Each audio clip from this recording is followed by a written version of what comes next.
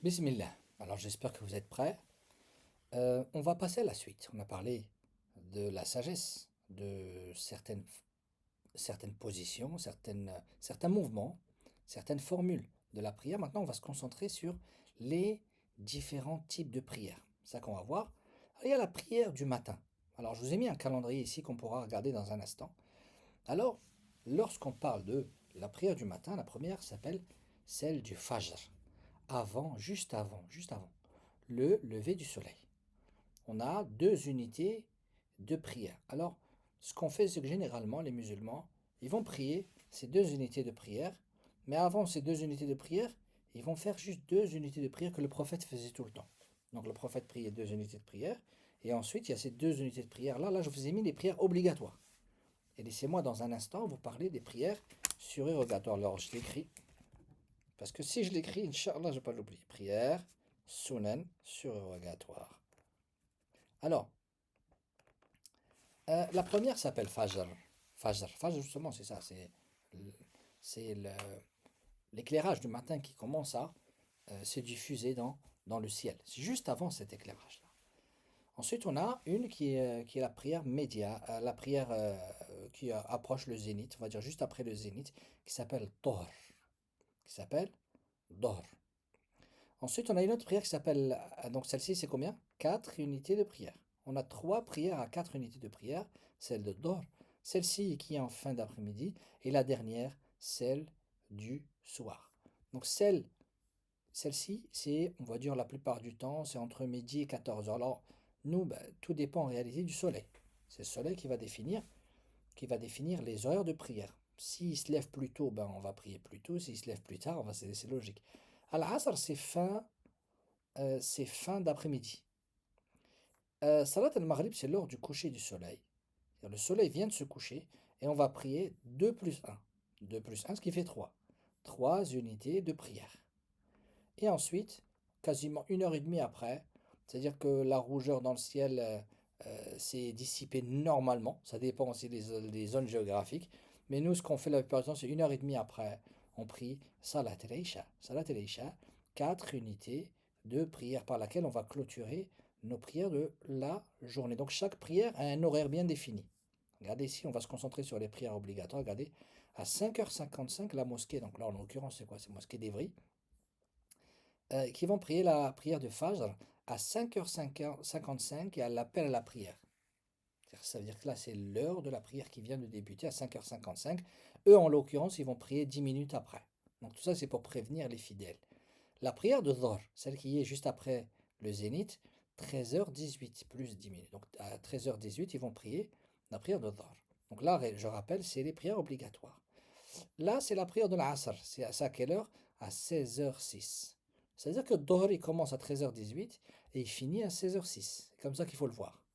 La prière obligatoire de Dhuhr, elle commence à 13h18. Est-ce que je peux prier à midi? Non. Je dois prier à partir de 13h18. Et le dernier moment dans lequel je peux la prier, c'est 16h06. L'Asr, il commence à quelle heure? L'Asr, c'est fin d'après-midi. Il commence à 16h06. Il finit à quelle heure? 18h40. Bien sûr que si je prie à 16h20, 16h30, 17h, c'est mieux que si je le prie à 18h35. Le premier temps, il est meilleur que le dernier temps. Mais on sait que il y a plein d'aléas, il y a des gens qui travaillent, il y a 10 000 choses. Donc c'est pour la prière, c'est le travail le plus important. Dieu nous a créés pour ce travail-là. Mais quand même, il y a cette facilité-là, justement, par rapport aux horaires. Salat al-Maghrib, par contre, n'a pas autant de souplesse que la prière de Dhuhr ou l'Asr. D'ailleurs, même la prière du Fajr, elle n'a pas tant de souplesse. On va dire, à la 20-30 minutes, c'est plié, il faut la prier. Pareil pour le Maghrib, on va dire, il y a 20 minutes, 25 minutes, 30 minutes. Je vous le dis difficilement. Mais voilà, on va dire il y a 30 minutes après le Maghrib, il faut la prier. On ne peut pas se permettre de dire, bon, je vais la prier à 19h ou à 20h pile. Non, là, c'est à 18h.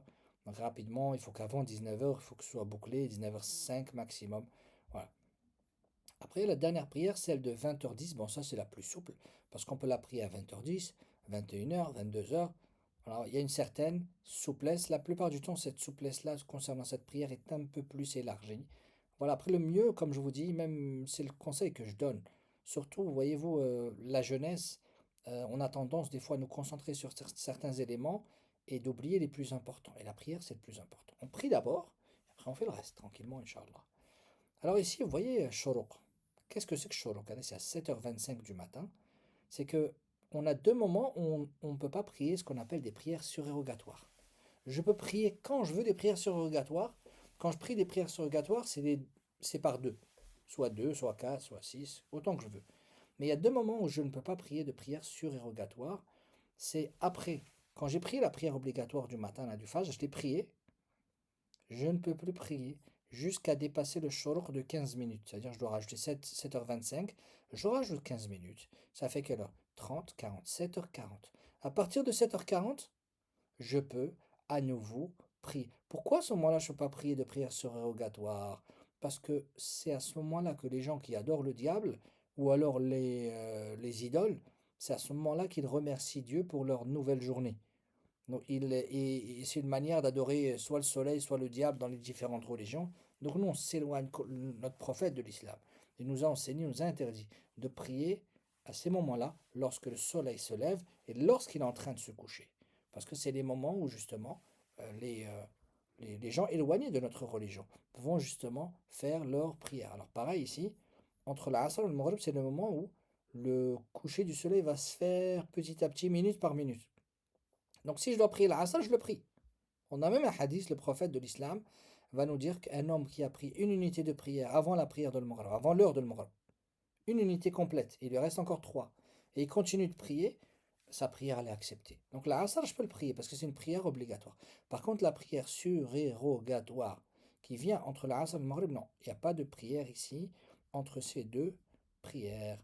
Voilà, on a fait un petit tour concernant les différents types de prières, Fajr, Dohr, Asr, Maghrib et Isha, Isha, I-S-H-A, Al-Isha. Alors j'espère que c'est clair, mais la question qui se pose c'est, on parle ici d'unité de prière, mais qu'est-ce que ça veut dire?